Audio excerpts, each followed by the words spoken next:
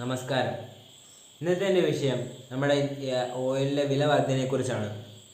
അതായത് നമ്മളിപ്പോൾ നോക്കുകയാണെങ്കിൽ ഇന്നലെ വരെ 2 രൂപയാണ്, അത് ഒറ്റയടിക്ക് 2 രൂപയാണ് നമ്മുടെ പെട്രോളിൻ്റെ വില കൂടിയത്. അപ്പോൾ ഈ ഒരാഴ്ച നമ്മൾ എടുത്ത് നോക്കുകയാണെങ്കിൽ, ഈ കഴിഞ്ഞ ഒരാഴ്ച എടുത്ത് നോക്കുകയാണെങ്കിൽ ഏകദേശം 10 രൂപയോളമാണ് കൂടിയിരിക്കുന്നത്. അപ്പോൾ അത് ചെറിയൊരു തുകയൊന്നുമല്ല. നമ്മളെല്ലാവരും വിചാരിക്കും അതൊരു ചെറിയ തുകയല്ലേ, പക്ഷേ ഒരിക്കലും അതൊരു ചെറിയ തുകയുമല്ല. നമ്മൾ ഇങ്ങനെ നിരന്തരമായി കൂടിക്കൊണ്ടിരുന്നാൽ അത് സാധാരണക്കാർക്ക് ഒട്ടും പറ്റാത്ത അവസ്ഥയിലായിത്തീരും. അപ്പോൾ ഇങ്ങനെ ക്രൂഡ് ഓയിലിൻ്റെയും മറ്റ് പെട്രോളിയങ്ങളുടെയൊക്കെ വില കൂടാൻ കാരണം എന്താണെന്ന് നമ്മൾ ചിന്തിച്ചിട്ടുണ്ടോ? നമുക്കറിയാം ഈ മിഡിൽ ഈസ്റ്റിൽ നടന്ന സംഘർഷത്തെക്കുറിച്ചൊക്കെ. അപ്പോൾ അതുമായി ബന്ധപ്പെട്ട് ഈ ഹോർമൂസ് അടയ്ക്കുകയുണ്ടായി. അതിനുശേഷം ആ കടലിടുക്കിലൂടെയാണ് ഏറ്റവും കൂടുതൽ കപ്പലുകളൊക്കെ ഓടിക്കൊണ്ടിരുന്നത്. അതായത് ഈ ക്രൂഡ് ഓയിൽ, അതുപോലെ തന്നെ ഈ ഗോൾഡ്, പിന്നെ അതുപോലെയുള്ള പലചരക്ക് സാധനങ്ങളൊക്കെ ഈ മറ്റു രാജ്യങ്ങളിൽ നിന്നും അങ്ങോട്ടേക്കൊക്കെ എക്സ്പോർട്ട് ചെയ്തുകൊണ്ടിരുന്നത് ഈ ഹോർമുസ് കടലിടുക്ക് വഴിയായിരുന്നു. അപ്പോൾ ഈ ഇടയ്ക്ക് അടയ്ക്കുകയും തുറക്കുകയും എന്ന പ്രശ്നങ്ങളോടൊക്കെ പോയപ്പോൾ അവിടെ ഗതാഗതത്തിന് വലിയൊരു പ്രശ്നം തന്നെ ഉണ്ടായി. അപ്പോൾ അങ്ങനെയൊക്കെ നമ്മൾ കുറേ ഡോളർ മുടക്കി വേണം അങ്ങോട്ടേക്കൊക്കെ എക്സ്പോർട്ട് ചെയ്യാന്നുള്ള രീതിയിലേക്ക് എത്തിയിരിക്കുന്നു. അപ്പോൾ ഡോളറിൻ്റെ വില കൂടിയപ്പോൾ പിന്നെ നമ്മൾ റുപ്പീസിൻ്റെ പ്രഷർ കൂടുകയുണ്ടായി. അങ്ങനെയാണ് കൂടുതൽ ടാക്സും കൂടുതൽ പൈസയും ഈ പെട്രോളത്തിന് വന്നത്. അപ്പോൾ ഇന്ത്യയുടെ കാര്യം നമ്മൾ എടുത്തു നോക്കുകയാണെങ്കിൽ നമുക്കറിയാം, ഇന്ത്യ ഏറ്റവും കൂടുതൽ ഇമ്പോർട്ട് ചെയ്യുന്ന ഒരു രാജ്യമാണ്. അതായത് എല്ലാ സാധനവും ഇങ്ങോട്ടേക്ക് ഇമ്പോർട്ട് ചെയ്യുന്ന ഒരു രാജ്യം തന്നെയാണ്. അതുകൊണ്ട് തന്നെ ഇന്ത്യക്ക് കൂടുതൽ എന്ന് വെച്ചാൽ നമുക്ക് ഈ ഇപ്പോൾ ഡോളറിൻ്റെ വില റെക്കോർഡ് വർധനയിലാണുള്ളത്.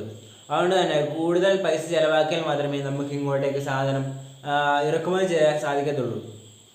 അപ്പോൾ ഇത് സാധാരണക്കാർക്കുള്ള പ്രശ്നം എന്താണെന്ന് നമ്മൾ നോക്കുകയാണെങ്കിൽ നമുക്ക് കാണാൻ സാധിക്കും. ഈ പെട്രോളിൻ്റെ വില വർദ്ധിക്കുന്നതുകൊണ്ട് തന്നെ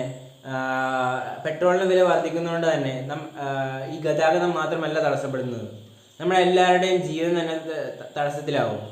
കാരണം എന്താണെന്ന് നോക്കുകയാണെങ്കിൽ നമുക്കറിയാം, ഈ ട്രാൻസ്പോർട്ടേഷനാണ് ഏറ്റവും വലിയ ബാക്ക് ബോൺ എന്ന് പറയുന്നത് ഒരു രാജ്യത്തിൻ്റെ. അപ്പോൾ ഇതിൻ്റെയൊക്കെ ഈ പെട്രോളിയത്തിനൊക്കെ പൈസ കൂടുകയാണെങ്കിൽ നമുക്കറിയാം ഈ പലചരക്ക് സാധനങ്ങളൊക്കെ കൊണ്ടുവരുന്നത് ഈ ട്രാൻസ്പോർട്ടേഷനിലൂടെയാണ്. അപ്പോൾ അങ്ങനെ ഈ പലചരക്ക് സാധനങ്ങളുടെയൊക്കെ പൈസ കൂടുകയും അങ്ങനെ നമ്മുടെ എല്ലാവരുടെയും ലൈഫ് തന്നെ മാറുകയും ചെയ്യും. അപ്പോൾ ഇത് ആരെയാണ് കൂടുതലായി എഫക്റ്റ് ചെയ്യുന്നത് നമ്മൾ നോക്കുകയാണെങ്കിൽ സാധാരണക്കാരായ ആൾക്കാരെയാണ് ഇത് കൂടുതൽ എഫക്റ്റ് ചെയ്യുന്നത്. എന്ന് വെച്ചാൽ നമുക്ക് ഈ ഡെയിലി വേജസിനൊക്കെ വർക്ക് ചെയ്യുന്ന ആൾക്കാർ, അതായത് ഈ ബ്ലിങ്കിറ്റ്, അതുപോലുള്ള റാപ്പിഡോ, അതുപോലുള്ള ഈ ആപ്പിന് വേണ്ടിയൊക്കെ ഒരു ദിവസത്തെ കൂലിക്ക് വേണ്ടി മാത്രം ഓടുന്നവർ, അവർക്ക് ഈ പെട്രോളിനൊക്കെ പൈസ കൂടുകയും അവർക്ക് ഇന്ന് കൂടുതൽ കിട്ടാതെയുമാവുന്നു. പിന്നെ നമ്മൾ ടിപ്പ് കൊടുത്താൽ മാത്രമേ അവർക്ക് എന്തായാലും കൂടുതൽ കിട്ടത്തുള്ളൂ. പക്ഷേ അങ്ങനെ പലരും ടിപ്പും അങ്ങനെ ഒന്നും കൂടുതൽ കൊടുക്കാറില്ലല്ലോ. അതുകൊണ്ട് തന്നെ അവരുടെയൊക്കെ ജീവിതം വളരെ കഷ്ടത്തിലാവും. അപ്പോൾ ഇങ്ങനെയുള്ളവർക്കാണ് പിന്നെ പ്രശ്നം വരുന്നത്. പിന്നെ നമ്മൾ നോക്കുകയാണെങ്കിൽ ചിലർ പറയും നമ്മൾ പബ്ലിക് ട്രാൻസ്പോർട്ടേഷനിലാണ് പോകുന്നത്, അതുകൊണ്ട് നമുക്ക് ഇത് കുഴപ്പമില്ലായിരിക്കുമെന്ന്. പക്ഷേ അങ്ങനെയൊന്നുമല്ല. നമുക്കറിയാം, ഇന്ന് നമ്മുടെ കേരളത്തിൽ നമ്മുടെ ബസ്സുകാരും അതുപോലെയുള്ള ആൾക്കാരൊക്കെ എന്തെങ്കിലും ചെറിയ കാര്യത്തിന് വരെ സമരം ചെയ്യാനിരിക്കുകയാണ്. അപ്പോൾ അതുകൊണ്ട് തന്നെ ഇപ്പോൾ ഈ പെട്രോളിൻ്റെ വില കൂടിയതുകൊണ്ട് തന്നെ അവർ അടുത്ത സമരത്തിലേക്ക് ഇറങ്ങാൻ നല്ല സാധ്യതയുണ്ട്. അതായത് അവർക്ക് ബസ്സിൻ്റെ പൈസ കൂട്ടണം എന്നൊക്കെ പറഞ്ഞു. അപ്പോൾ ഇത് സാധാരണക്കാരായ ആൾക്കാർ, അതായത് സ്വന്തം വണ്ടി ഉപയോഗിക്കാതെ പബ്ലിക് ട്രാൻസ്പോർട്ടേഷൻ ഉപയോഗിച്ച് പോകുന്നവർക്കും വലിയൊരു അവരെ വളരെയേറെ ഇത് അഫക്റ്റ് ചെയ്യുന്നുണ്ട് എന്ന് നമുക്ക് പറയാൻ സാധിക്കും. പിന്നെ നമ്മൾ നോക്കുകയാണെങ്കിൽ ഇത് ഫുഡിനെ എങ്ങനെയാണ് ബാധിക്കുന്നത് നമ്മൾ നോക്കുകയാണെങ്കിൽ നമുക്കറിയാം, ഈ ഒരു ഉദാഹരണം പറയുകയാണെങ്കിൽ ഈ ട്രക്കിലാണല്ലോ നമ്മുടെ ഈ വെജിറ്റബിൾസും പച്ചക്കറികളും ഈ പഴങ്ങളൊക്കെ കൊണ്ടുവരുന്നത്. അതുകൊണ്ട് തന്നെ ഈ പെട്രോളിനൊക്കെ പൈസ കൂട്ടുകയാണെങ്കിൽ ഈ ട്രക്ക് ഉടമകൾ അവരുടെ പൈസ കൂട്ടും. അതുകൊണ്ട് തന്നെ ഇത് ഫാർമേഴ്സിനെ വളരെ അഫക്റ്റ് ചെയ്യും. അതുകൊണ്ട് ഫാർമേഴ്സും ഇത് അവരുടെ കൃഷി ഉൽപ്പന്നങ്ങളുടെ പൈസ കൂട്ടാൻ തുടങ്ങും. അപ്പോൾ ഇത് അങ്ങനെ മൊത്തത്തിൽ ഒരു വലിയൊരു പ്രശ്നമായി മാറുകയാണ് ചെയ്യുക.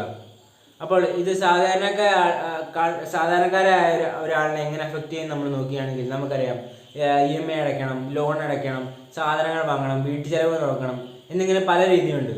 അപ്പോൾ ഈ വക സാധനങ്ങളെല്ലാം പൈസ കൂടി വരികയും പിന്നെ അവരുടെ സാലറി കൂടാതെ ഇരിക്കുകയാണെങ്കിൽ അതും വലിയൊരു പ്രശ്നത്തിലേക്കാണ് പോകുന്നത്.